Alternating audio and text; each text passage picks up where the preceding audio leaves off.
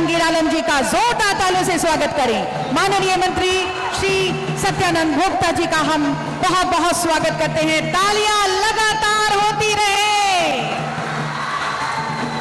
माननीय विधायक बरही आज अब हम अपने स्वागत की तालियां जोरदार स्वागत है, जोरदार तालियां। बहुत ही खुशियां आज के इस कार्यक्रम के माध्यम से हम सबके बीच आने वाली हैं करने के लिए। और कितनी खुशियां हैं, एक बार जोरदार तालियों से बताइए, बताइए माननीय मुख्यमंत्री जी को कितने खुश हैं आप इस योजना।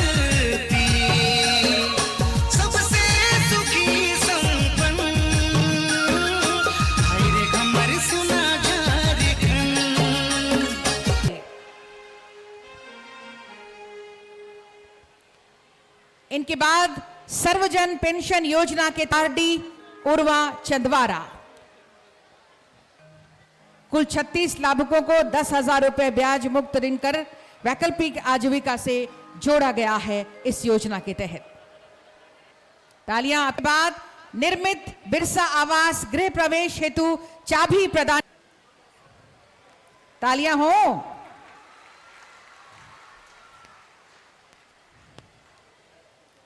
मुख्यमंत्री श्रमिक योजना के अंतर्गत जॉब कार्ड का वितरण किया जाएगा। श्रीमती सुमा देवी कोडरमा और श्रीमती ललिता देवी।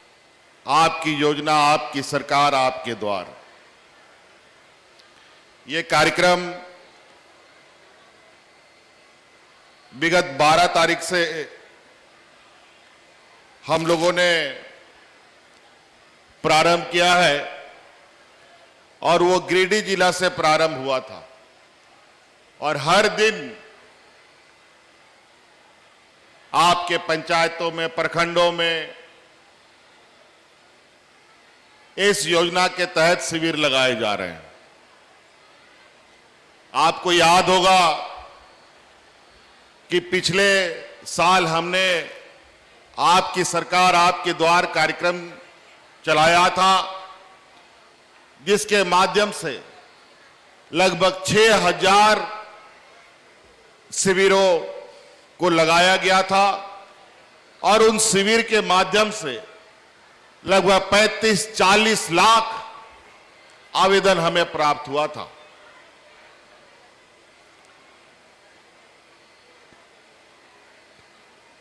और आपको यह जानकर खुशी होगी,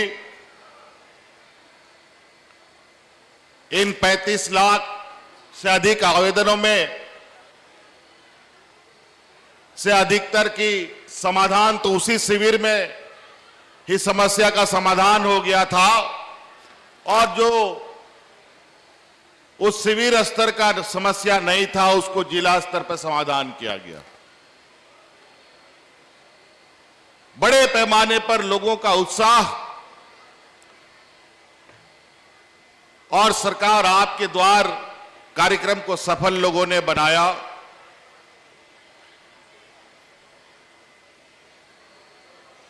और जब विधानसभा और हम अपने जनप्रतिनिधियों से जब हम मुलाकात करते थे तो हमारे सभी जनप्रतिनिधि कहते थे कि मुख्यमंत्री जी, सरकार आपके द्वार कार्यक्रम रुकना नहीं चाहिए। ये हमारे जनप्रतिनिधियों की मांग भी थी और हमारे ग्रामीण क्षेत्र के लोग की भी मांग थी। और वो कार्यक्रम चलाने का उद्देश्य यही मात्र था कि हमारा झारखंड प्रदेश एक ऐसा प्रदेश है जहां पर हमारे यहां लोग जो रहने वाले हैं, यहां के आदिवासी, यहां के मूलवासी, इनका रहन सहन बहुत ही अजीबोगरीब है। कोई पहाड़ के ऊपर रहता है, कोई पहाड़ के नीचे रहता है, कोई जंगल में, कोई नदी के किनारे, कोई नाले के किनारे। और जहां पर ना सरकार की नजरें जाती थी, ना सरकार के पदाधिकारी जाते थे, ना सरकार की योजनाएं जाती थी।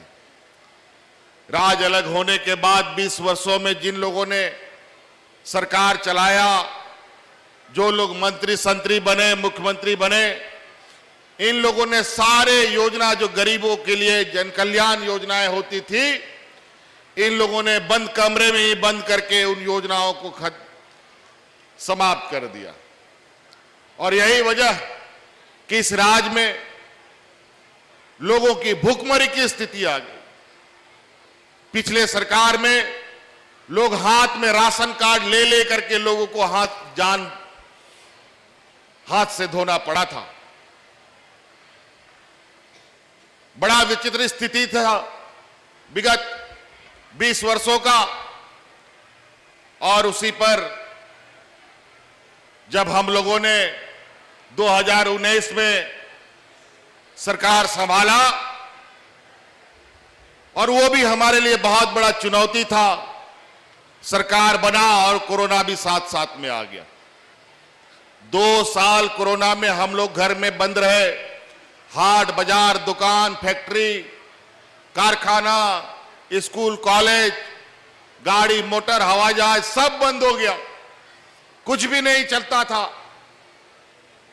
और झारखंड जैसे पिछड़े राज्य में जहां मजदूर को ला ला करके घरों में हम पहुंचा रहे थे, ऐसे पिछड़े राज्य में भी हम लोग इस विपत्ति में भी एक भी मजदूरों को हम लोग मरने नहीं दिए थे। और वो इसलिए नहीं मरने दिए कि कोरोना काल में हमारी गांव की महिला समूह की दीदियों ने गांव में, पंचायतों में मुफ्त अनाज बना बना करके हमारे मजदूर भाइयों को खिलाने का काम किया था। और आज कोरोना के संक्रमण से बाहर निकल रहे हैं, जब हम जीवन सामान्य कर रहे हैं, तब एक और विपत्ति हमारे सामने आके खड़ा हो गया। पूरा राज्य सुखाड़ की स्थिति में आके खड़ा हो गया।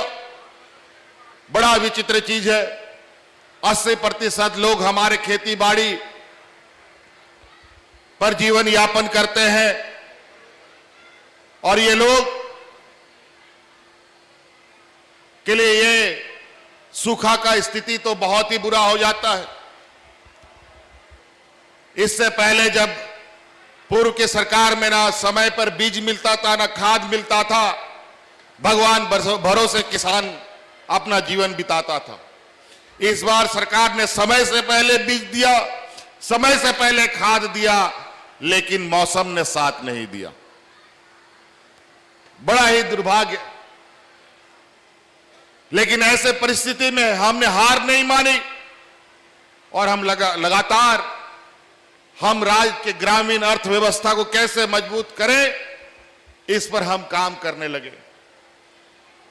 पहला चक्र हम लोगों ने सरकार आपके द्वार प्रारंभ किया। उसी का दूसरा चरण जो अब आपके लिए जो हमने योजना बनाई है, उन योजनाओं को लेकर के आपके गांव गांव, पंचायत पंचायत में हमारे पदाधिकारी घूम रहे हैं।